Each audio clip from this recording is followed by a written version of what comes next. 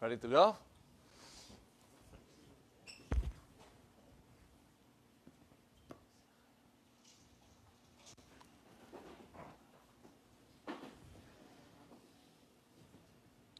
La grabación no tiene.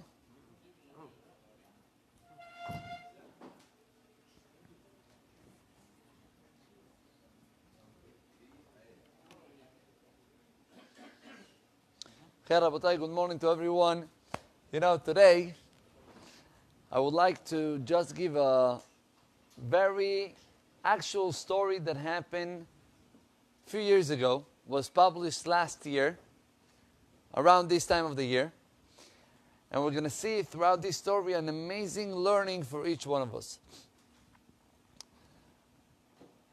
True story. I had all the names. I didn't have the time to write all the names down, but I have all the names and the information, whatever you would like to have after the shiur. With pleasure, I will give it to you. Just to dedicate the shiur לעילוי נשמת דבורה פייגי בת שמואל and רפואה שלמה ופאורה דבורה בת רבקה. בתוך ראש האחורי ישראל. So, Rabotai, the story goes like this. There is a Jew, the Chassid, he's in charge. He works in the Hevra Kadisha, and he's in charge of all the berries, how you call it, kevurot, right, of the Hasidim in Yerushalayim. He gets a phone call a few days before Pesach, or maybe Aref Pesach, that a man passed away, and he have to dig the hole. In Israel, he's only the Jew that does everything. Where he's going to be buried? Har HaZitim. Fine. Goes to Har HaZitim, starts to dig the hole, and he sees a paper in the floor. Now that paper in the floor, he said to himself, you know, usually I'm so used to see papers in the floor. A lot of people are coming to pray in the Bet HaChaim, in the cemeteries. So probably it's something of Divrei Torah. I'm going to pick it up. I'm going to put it in the pocket. I have no time now. I'm rushing. He didn't even look what is inside. Took the paper, put it inside. He digged the hole. The kevurah was done. Pesach entered. Chol HaMoed passed. Obviously, he changed his clothing, everything. Rabotai, after Pesach, he's having another kevurah. He's taking exactly the same type of jacket or whatever it was for that kevurah. He said that day was a rainy day. He got so dirty. He came back home. His wife said, listen, everything I'm going to wash it right now. Give it to me. The wife started to check the pockets. He found all type of papers. He said, okay, check that out. He opened that paper that he found. He opened it up and he sees, instead of being Dvar Torah, it's publicity. How you say that? Publicidad. Advertising. What is it? Advertising of a company, of a Jew, that fixed matzevot. He fixed the matzevah, the stone. And there is two pictures, before and after. One picture of before shows a type of kever, a type of matzevah that barely you were able to read. And in the other side, you see all clear, everything so nice, right? With the name of and everything. This guy look at the picture and he sees which name it's written in the matzevah. He sees the name. The name is Alte Tova Shachor.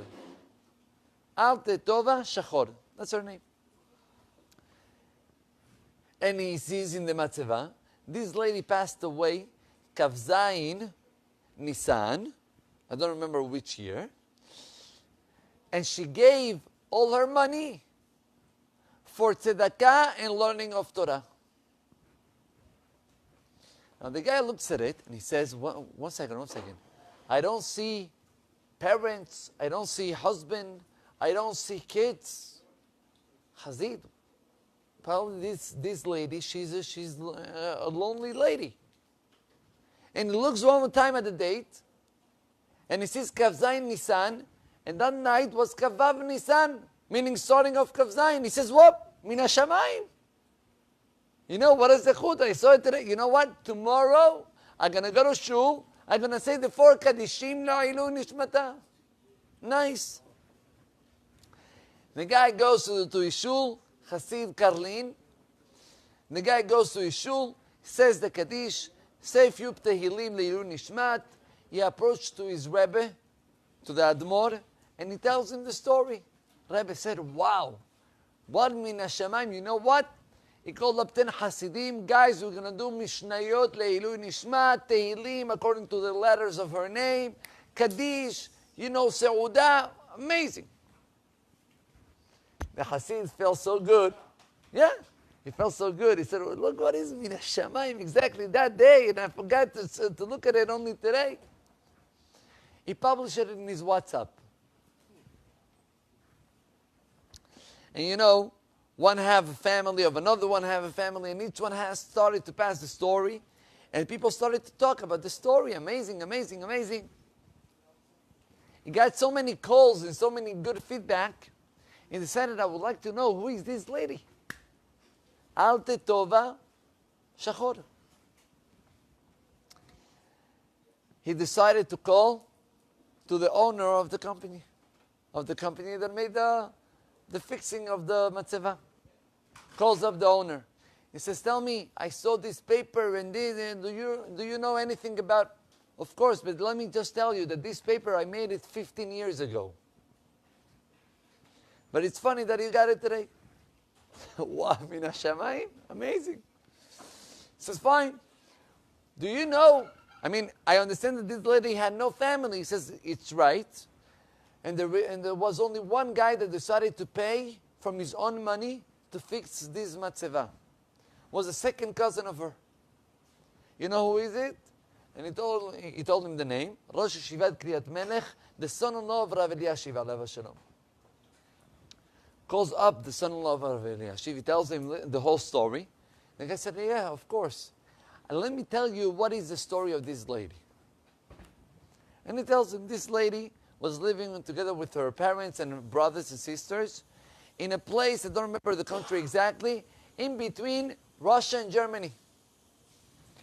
And at that time, Russia was still holding that piece of land. Her father had a store, and the store was making good money.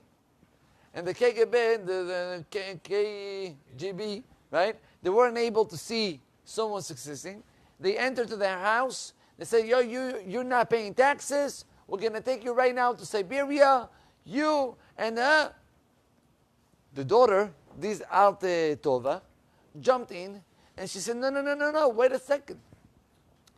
It's true that the name of the company is on his name, but I am the one that works there, and I am the one that didn't pay taxes.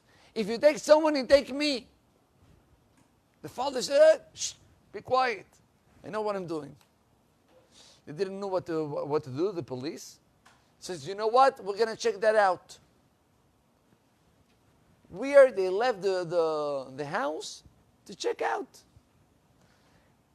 Obviously, the father, together with the daughter, decided we have to escape before they take both of us. They found, fake passports, whatever. They were able to escape from that country to Israel. Years pass. The Holocaust started. Germany conquered that area, and they took all the family, all the siblings, to all the concentration camps, and unfortunately all of them died. He said that this lady found herself alone with her father. The father, after the war, he felt so bad about the loss, he passed away also. And this lady never got married. She looked for shidduch, stuck, never got married. She worked it in a pharmacy in Tel Aviv. That's the story. So he said that he was the only family of this lady. He decided, to pay and to arrange the matzeva. Rabotai, our dear friend Hasid, is publishing that story, all right, in the WhatsApp. And one more time, the story starts to go all over. Until one day. Listen, the story, amazing. He gets a phone call from an old man in Bnei Brak. And he tells him, excuse me, sir, you are the one that published the story with the... Yeah. Let me tell you what happened. When I was a young bahur, one day I had something in my skin. I went to the doctor. The doctor said, listen, you have to put a certain type of cream. So he went to the pharmacy. He got the cream. He started to put it. And he realized that not only it's not helping, but it's making it even worse. So he looked well at the cream. And he sees that it's not even the cream, that it's not even his name. In the pharmacy, you know, they switched it, they gave it, there was a mistake. He was a young fellow before getting married. He goes all angry to the pharmacy, and he started to complain. Who is the one that gave me this cream? He says, listen, the one that was here, Alte Tova Shahor, this lady, bring her. She comes, and he starts to yell at her.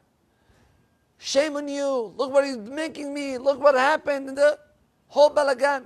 She says, listen, if you can hear me 2 minutes, I'm going to explain what happened. You know, you were with another guy, both of you came at the same time, both of you asked for different creams. I put both of the creams on the counter, and by mistake, you both, I don't know, were rushing, you put the money, you went, right, you go out. The guy said, this is not acceptable, and he started to yell at her, and he got so angry that he said the following words. He says, you know what? I will never step in this pharmacy and take this cream and put it on top of the skin of your kids. He said, once I said those words, all the pharmacy was quiet. Everybody knew that this lady had no kids, Hazit. And he said that I saw from her eyes how she took it so bad, but she didn't open up her mouth. Nothing. Rabotai, Chachamim are saying something. I'm just opening a small parenthesis. The Midrash Rabbi writes, כשיש דין למטה, אין דין למעלה. If there is judgment downstairs, there is no judgment upstairs. If this lady was answering back, it was getting judgment downstairs. But כשאין דין למטה, if there is no judgment downstairs, there is judgment coming out from up. He says, say this old man to the Hasid guy, at the short time I got engaged. Before my wedding, I assist into a shiur, Pirkei Avot, in between Pesach and Shavuot, like now. And Rabotai, in the shiur, the rabbi brought the Mishnah in Pirkei Avot about Hillel, who היה אומר, אפור ראה גולגולת אחת צף על פני המים. He said that one day he was walking and he saw a dead body, right, floating in the water. He approached the dead body, Hillel, and he said, "Ad'atfach atfuch." Do you get killed because you killed someone else? But Vesof matifai chitufun, at the end of everything, whoever killed you, he will be killed as well. Open up over there, you're going to see it was for Yom Tov. You know, he's explaining what? Every single guy that is being killed, that means that he killed someone. So he explains over there. But the Rambam, Perusha Mishnayot, says something terrible. He says, Kavanato bazeh ha'ma'amar. The meaning of this Mishnah, shepeulot ha'ra'ot she'adam oseh, that the bad actions that a person does, yashuvu el rosh oseim, they will come back to the people that did it. A guy that embarrassed someone else, he will get embarrassment. A guy that is saying, Chaz v'shalom, a curse, lo aleinu. The Rambam over there explains that not only he will come back, but you can check it. He brings a lot of pesukim, and you can check it in every single generation. Every single moment. You can see how Borei Olam will pay with the same coin to the ones that act negatively about someone else. And Kol Shekeni writes, for the people that act for good, the Borei Olam will pay them for good in this world. That's the Rambam. Rabotai, this guy, here's the shiur, here's the Rambam. He was just engaged. He says, oh my gosh, I have to do teshuvah. I don't remember, I had a type of, I was very, angry type of guy. For sure I have to ask for forgiveness for a lot of people. He went to his yeshiva, he asked forgiveness. One person he didn't. He forgot. The lady in the pharmacy. He got married. 2 years or something passed. One of the mornings, he sees that his face, there's something weird. His mouth, one side of the mouth, is totally... So what is this? He started to touch. He's talking weird. His voice, he used to be Baal Koreh Hazan. He used to be for years Baal Koreh. See, his voice, change it. I forget to tell you. He said, first year of marriage, no kids. Second year of marriage, nothing, no kids. He gets this type of weird disease. He goes to the doctor. Doctor says, listen, I don't know, go to the pharmacy, buy this.